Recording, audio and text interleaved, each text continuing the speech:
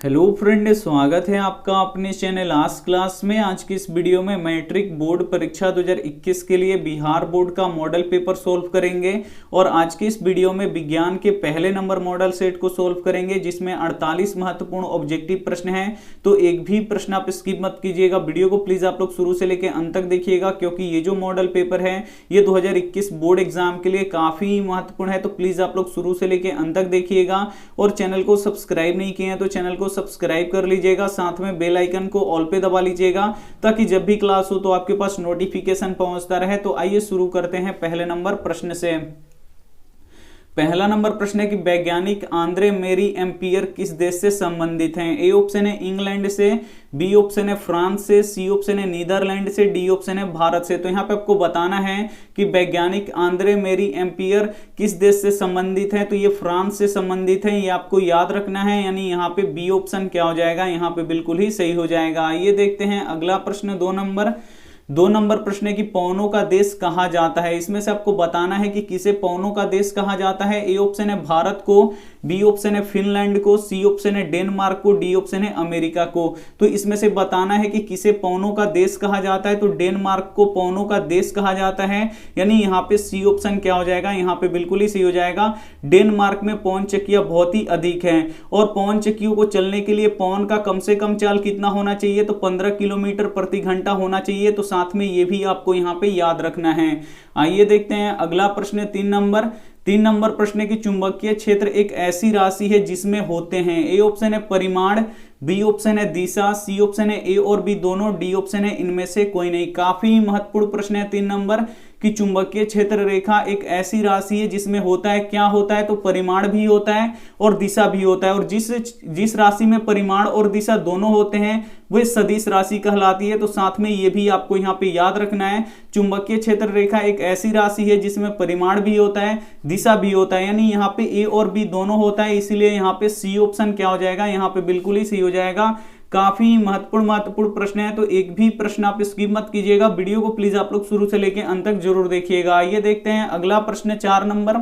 4 number प्रश्न है nichrome में कौन कौन से तत्व होते हैं। यहाँ पे आपको बताना है कि जो नाइक्रोम होता है इसमें कौन कौन से तत्व होते हैं। ए ऑप्शन है निकेल एवं क्रोमियम, बी ऑप्शन है नाइट्रोजन एवं कार्बन, सी ऑप्शन है निकल एवं कार्बन, डी ऑप्शन है नाइलॉन एवं क्रोमियम। तो यहाँ पे आपको बताना है कि नाइक्रोम में कौन कौन से तत्व होते हैं, तो निकेल और क्रोमियम होते हैं, ये आपको याद रखना है, यानी यहाँ पे ए ऑप्शन क्या हो जाएगा, यहाँ पे बिल्कुल ही सही हो जाएगा। और विद्युत हीटर और विद्युत इस्त्री में किसका प्रयोग किया जाता है, तो इसी नाइक्रोम का यहाँ पे प्रयोग किया जाता है। तो साथ में ये भी आपको यहाँ पे याद रखना है। आइए देखते हैं अगला प्रश्न।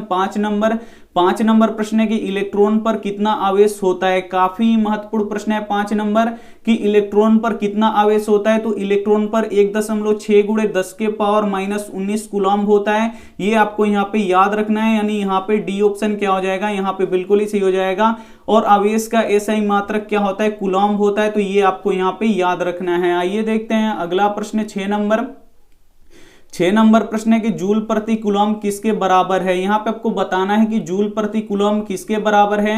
ए ऑप्शन है ओम, बी ऑप्शन है वोल्ट, सी ऑप्शन है एम्पियर, डी ऑप्शन है किलोवाट घंटा। तो यहाँ पे आपको बताना है कि जूल प्रति कूलम्ब किसके बराबर है, तो ये वोल्ट के बराबर होता है, ये आपको याद रखना है, यानी यहाँ पे बी ऑप्शन क्या हो जाएगा, यहाँ पे बिल्कुल ही सही हो जाएगा। प्रतिरोध का एसआई मात्रक क्या होता है, ओम होता है, तो साथ में ये भी आपको याद रखना है। और विद्युत धारा का एसआई मात्रक क्या होता है, एम्पियर होता है, तो इसे भी आपको साथ में याद रखना है। आइए देखते हैं अगला प्रश्न।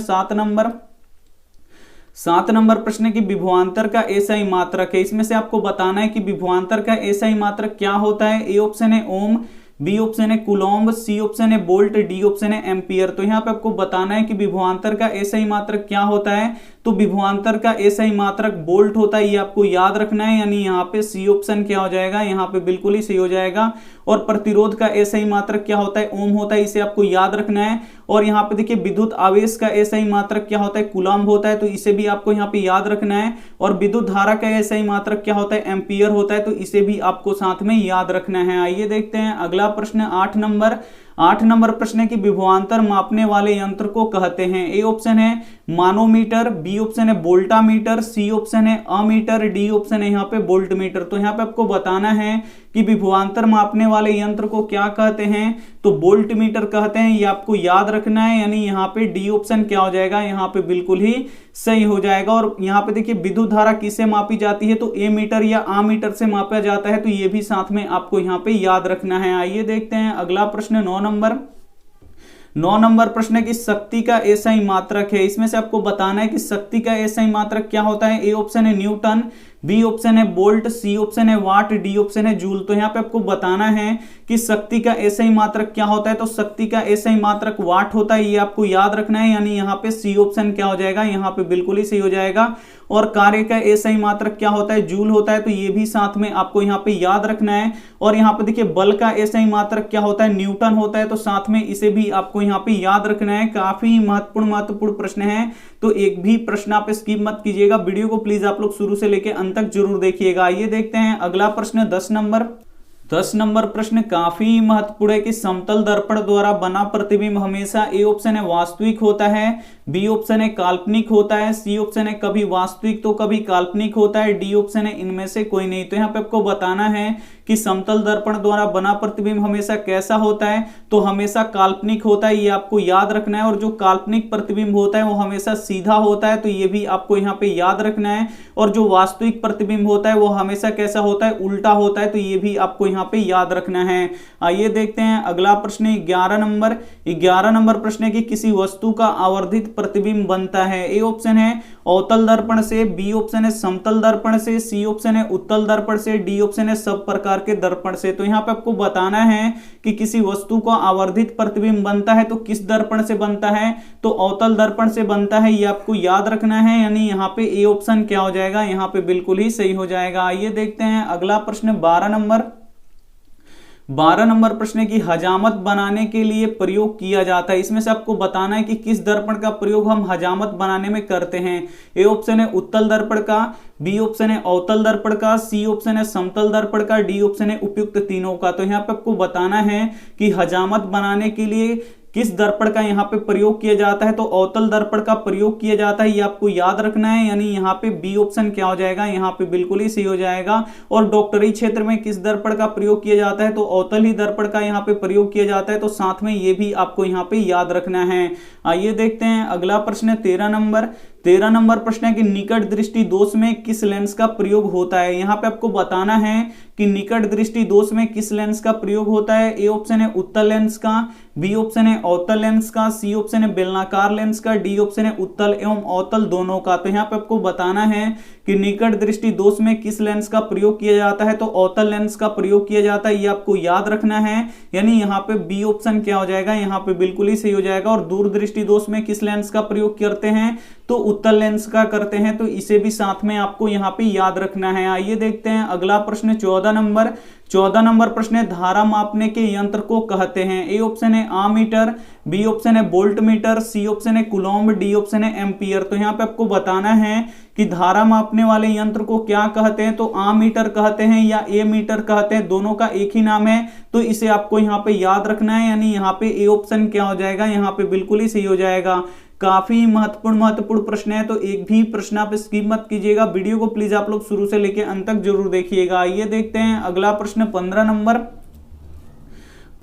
प्रश्न है कि डायनेमो से किस प्रकार की धारा प्राप्त होती है। काफी महत्वपूर्ण प्रश्न है कि जो डायनेमो होता है इससे किस प्रकार की धारा प्राप्त होती है। ए ऑप्शन है दिष्ट धारा, बी ऑप्शन है प्रत्यावर्ती धारा, सी ऑप्शन है दोनों धाराएं, डी ऑप्शन है इनमें से कोई नहीं। तो यहाँ पे आपको बताना है कि डायनेमो से किस प्रकार की धारा यहाँ पे प्राप्त होती है, तो दिष्ट धारा प्राप्त होती है, ये आपको याद रखना है, जिसे हम लोग डीसी करंट भी बोलते हैं। यानी यहाँ पे ए ऑप्शन क्या हो जाएगा, यहाँ पे बिल्कुल ही सही हो जाएगा। आइए देखते हैं अगला प्रश्न 16 नंबर प्रश्न की आवेश का मात्रक है। इसमें से आपको बताना है कि कौन आवेश का मात्रक होता है। ए ऑप्शन है कूलॉम्ब, बी ऑप्शन है वाट, सी ऑप्शन है एम्पियर, डी ऑप्शन है वोल्ट। तो यहाँ पे आपको बताना है कि आवेश का मात्रक होता है, तो आवेश का मात्रक कौन होता है, कूलॉम्ब होता है, ये आपको याद रखना है। काफी महत्वपूर्ण प्रश्न है, यानी यहाँ पे ए ऑप्शन क्या हो जाएगा, यहाँ पे बिल्कुल ही सही हो जाएगा। आइए देखते हैं अगला प्रश्न 17 नंबर प्रश्न है कि नवीकरणीय ऊर्जा का स्रोत है। इसमें से आपको बताना है कि कौन नवीकरणीय ऊर्जा का स्रोत है।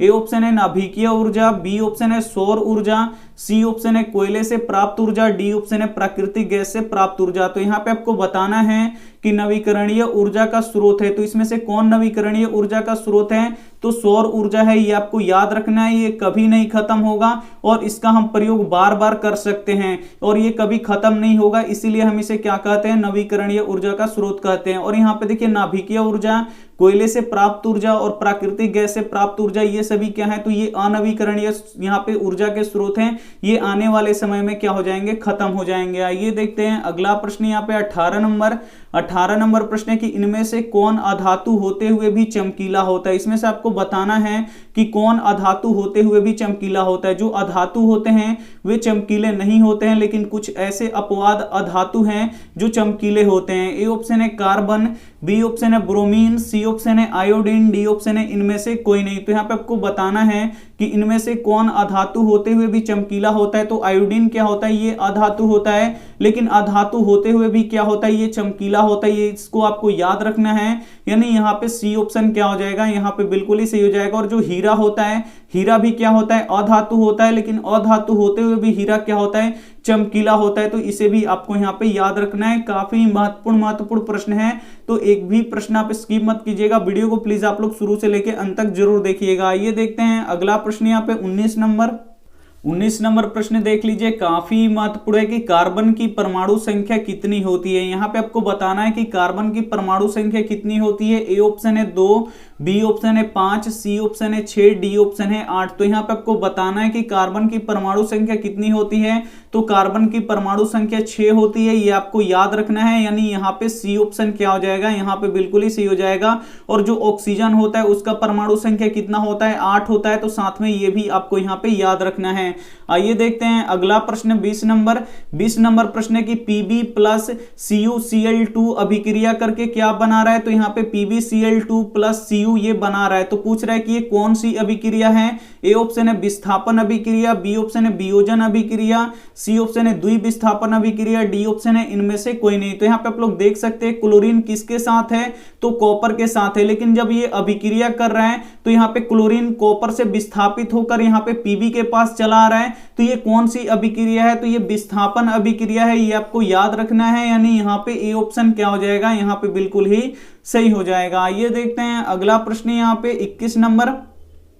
21 नंबर प्रश्न है कि लोहे से जिंक को लेपित करने की क्रिया को क्या कहते हैं। काफी महत्वपूर्ण प्रश्न है कि लोहे से जिंक को लेपित करने की प्रक्रिया, लोहे यहाँ पे देखिए ये होना चाहिए, लोहा को जिंक से लेपित करने की प्रक्रिया को क्या कहते हैं। ए ऑप्शन है संक्षारण, बी ऑप्शन है गैल्वेनीकरण, सी ऑप्शन है पानी चढ़ाना, डी ऑप्शन है विद्युत अपघटन। तो यहाँ पे आपको बताना है लोहे को जिंक से लेपित करने की प्रक्रिया को क्या कहते हैं। तो गैल्वेनीकरण कहते हैं, ये आपको याद रखना है। यानी यहाँ पे बी ऑप्शन क्या हो जाएगा? यहाँ पे बिल्कुल ही सही हो जाएगा। ये देखते हैं अगला प्रश्न 22 नंबर प्रश्न है कि जस्ता तथा तनु हाइड्रोक्लोरिक अम्ल की अभिक्रिया के फलस्वरूप निम्न में से कौन सा गैस बनता है।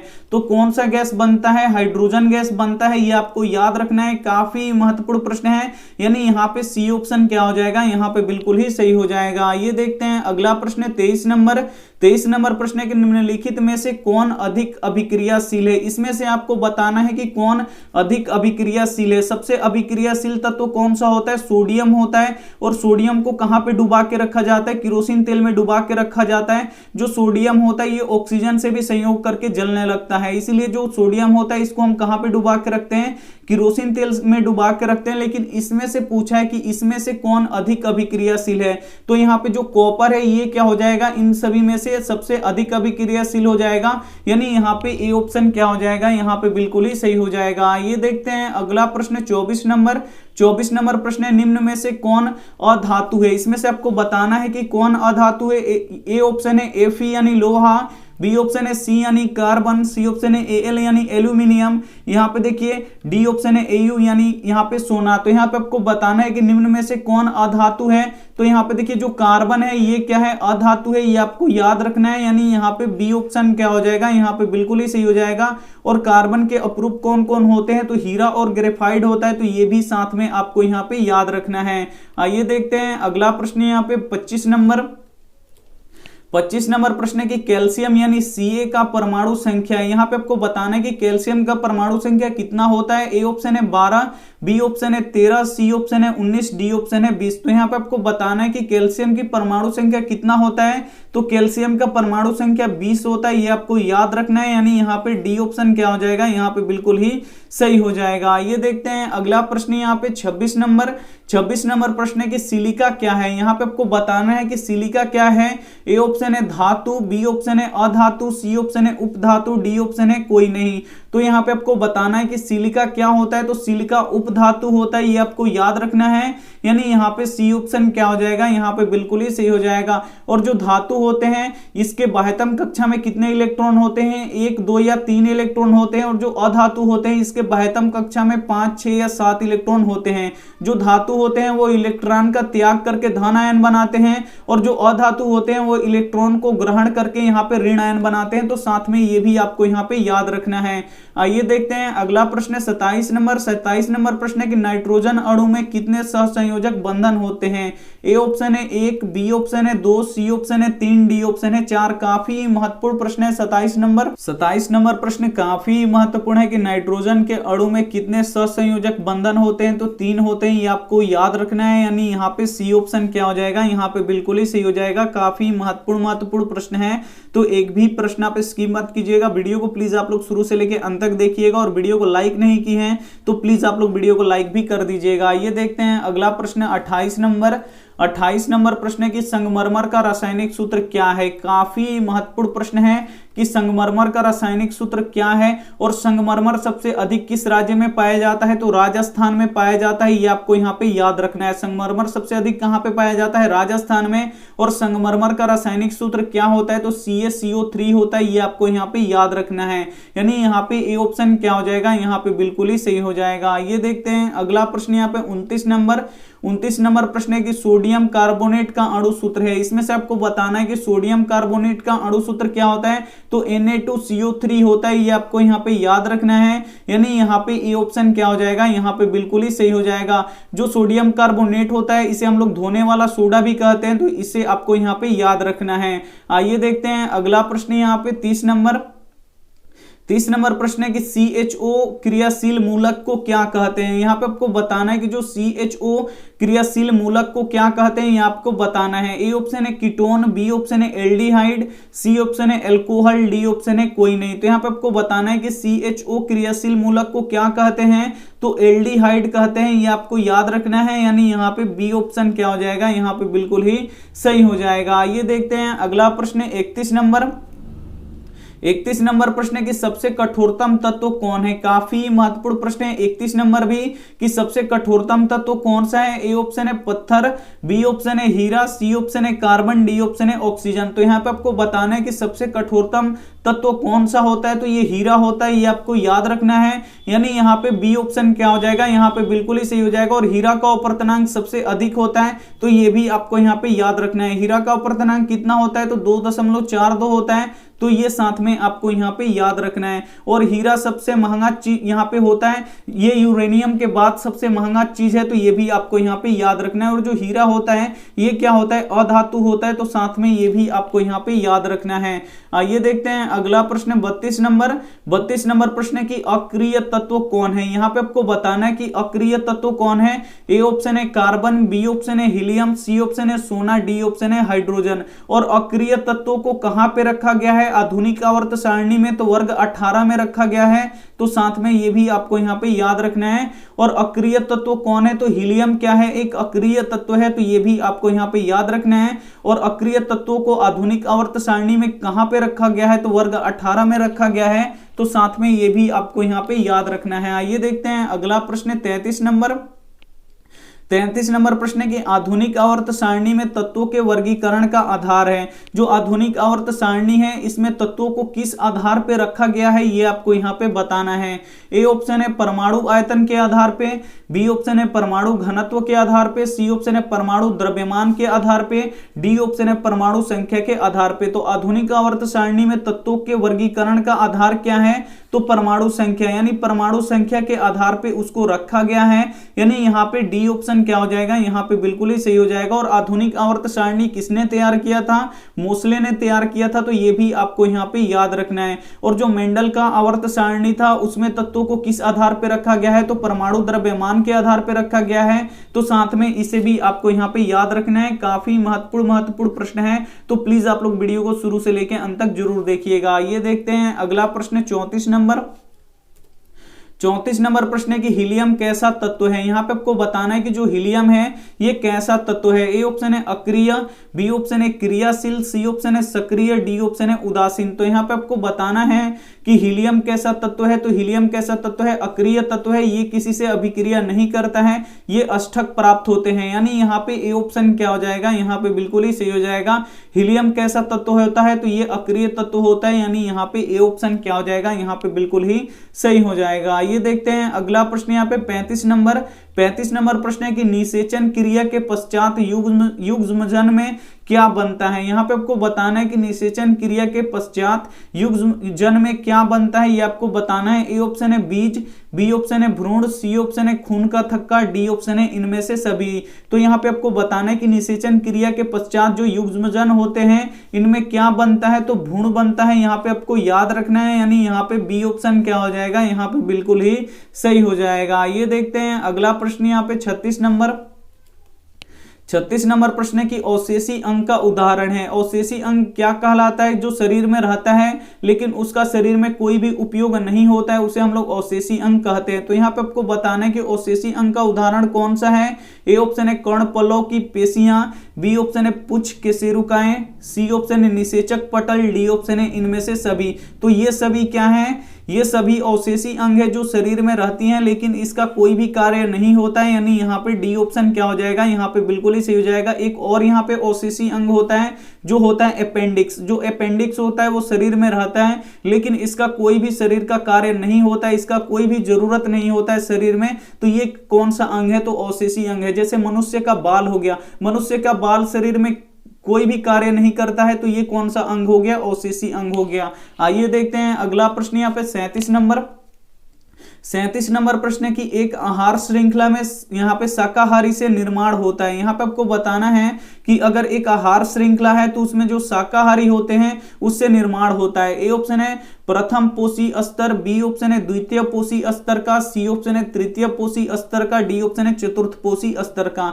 तो यहाँ पे आपको बताना है कि एक आहार श्रृंखला में शाकाहारी से निर्मित होता है, तो ये कौन सा निर्मित होता है, तो ये द्वितीय पोषी स्तर का निर्माण होता है, यानी यहाँ पे बी ऑप्शन क्या हो जाएगा, यहाँ पे बिल्कुल ही सही हो जाएगा। और जो घास खाने वाले जीव होते हैं उसे हम लोग क्या कहते हैं, प्रथम पोषी स्तर कहते हैं। तो ये भी आपको यहाँ पे याद रखना है। आइए देखते हैं अगला प्रश्न यहाँ पे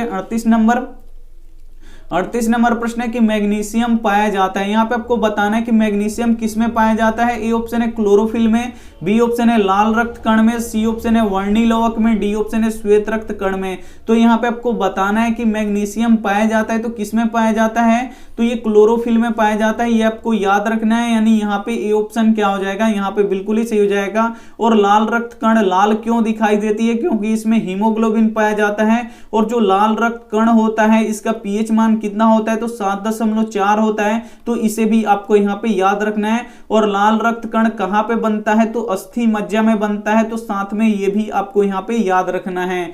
आइए देखते हैं अगला प्रश्न 39 नंबर प्रश्न है कि मनुष्य में प्रमुख उत्सर्जी अंग है। यहाँ पे आपको बताना है कि मनुष्य में प्रमुख उत्सर्जी अंग कौन सा है। ए ऑप्शन है रक्त, बी ऑप्शन है श्वेत ग्रंथि, सी ऑप्शन है वृक्क, डी ऑप्शन है अग्नाशय। तो यहाँ पे आपको बताना है कि मनुष्य में प्रमुख उत्सर्जी अंग कौन सा होता है, तो ये वृक्क होता है, जिसे हम लोग किडनी भी कहते हैं। इसे आपको क्या कर रखना है, याद रखना है, यानी यहाँ पे सी ऑप्शन क्या हो जाएगा, यहाँ पे बिल्कुल ही सही हो जाएगा। काफी महत्वपूर्ण प्रश्न है, तो प्लीज आप लोग वीडियो को शुरू से लेकर अंत तक जरूर देखिएगा। और वीडियो को लाइक आप लोग नहीं किए हैं तो प्लीज आप लोग वीडियो को लाइक भी कर दीजिएगा। ये देखते हैं अगला प्रश्न 40 40 नंबर प्रश्न है कि खुला परिचालन तंत्र पाया जाता है। ए ऑप्शन है मनुष्यों में, बी ऑप्शन है घोड़ों में, सी ऑप्शन है कॉकरोच में, डी ऑप्शन है स्त्री में। तो यहाँ पे आपको बताना है कि खुला परिचालन तंत्र पाया जाता है तो किस में पाया जाता है, तो ये कॉकरोच में पाया जाता है, ये आपको याद रखना है। यानी यहाँ पे सी ऑप्शन क्या हो जाएगा, यहाँ पे बिल्कुल ही सही हो जाएगा।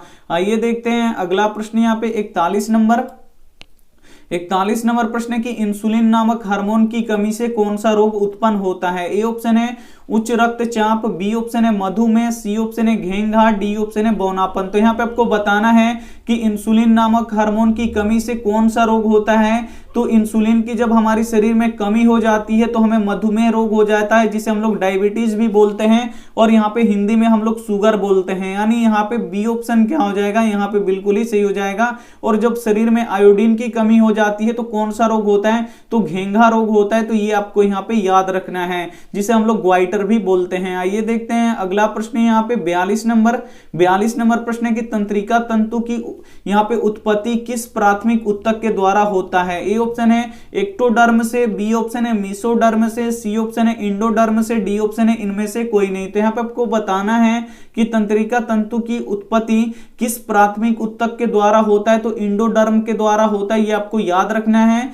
यानी यहाँ पे सी ऑप्शन क्या हो जाएगा, यहाँ पे बिल्कुल ही सही हो जाएगा। ये देखते हैं अगला प्रश्न है 43 नंबर प्रश्न है कि मनुष्य में वृक्क एक तंत्र का भाग है जो संबंधित है। जो वृक्क है अभी हम आपको बता चुके हैं, जो वृक्क है, जो किडनी है, ये एक तंत्र का भाग है जो संबंधित है। जो वृक्क है वो किससे संबंधित है, यहाँ पे आपको बताना है। तो वृक्क किससे संबंधित है, तो ये उत्सर्जन से संबंधित है। ये नाइट्रोजनी पदार्थ को जो शरीर के लिए हानिकारक होता है उसको ये शरीर से बाहर निकालने का कार्य करता है। यानी यहाँ पे सी ऑप्शन क्या हो जाएगा, यहाँ पे बिल्कुल ही सही हो जाएगा। काफी महत्वपूर्ण प्रश्न है, तो प्लीज आप लोग वीडियो को शुरू से लेकर अंत तक देखिएगा, और वीडियो को लाइक नहीं किया तो प्लीज आप लोग वीडियो को लाइक भी कर दीजिएगा। आइए देखते हैं अगला प्रश्न 44 नंबर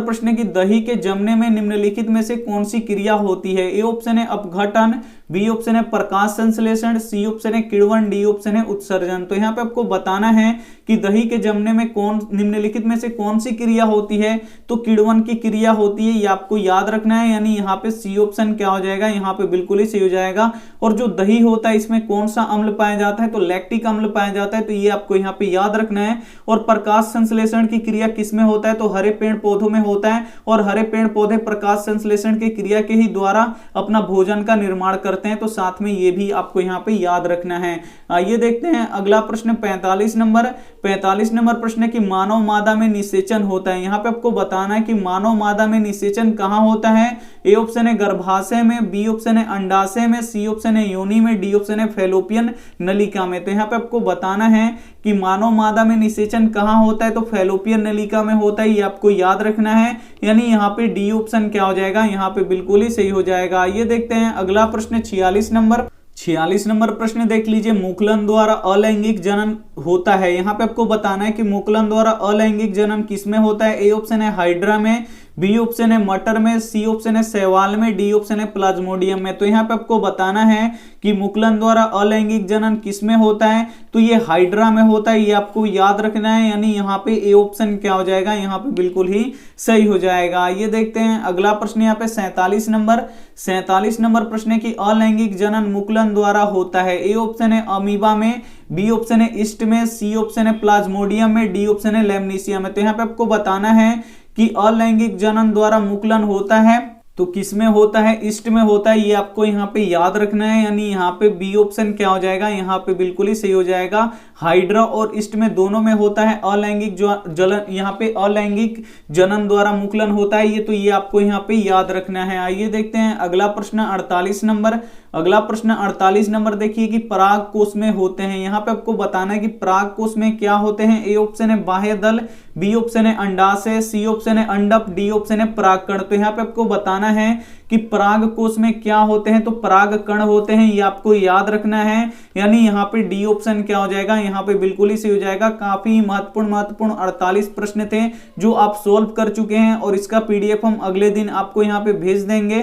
पीडीएफ हम लगातार भेज रहे हैं, तो अभी तक आप स्टडी ग्रुप में नहीं जुड़े हैं तो प्लीज आप लोग जुड़ जाइए, या हम लिंक प्रोवाइड कर देंगे, वहां से आप लोग लिंक क्लिक करके आप लोग जुड़ जाइएगा।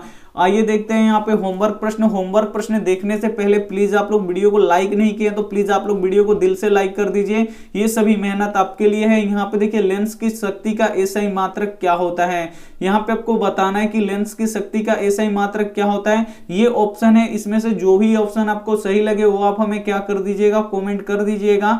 आपके कमेंट का इंतजार रहेगा, प्लीज आप लोग कमेंट जरूर कीजिएगा। वीडियो लाइक नहीं किए तो प्लीज आप लोग वीडियो को लाइक कर दीजिए, अपने के दोस्तों के पास इस वीडियो को जरूर शेयर कीजिएगा। चैनल को सब्सक्राइब नहीं किए तो चैनल को सब्सक्राइब करके साथ में बेल आइकन को ऑल पे दबा लीजिए, ताकि जब भी क्लास हो तो आपके पास नोटिफिकेशन पहुंचता रहे। थैंक यू फॉर वॉचिंग, मिलते हैं अगली वीडियो में, तब तक अपना ध्यान रखिए, मन लगा के पढ़ाई कीजिए। Take care and bye.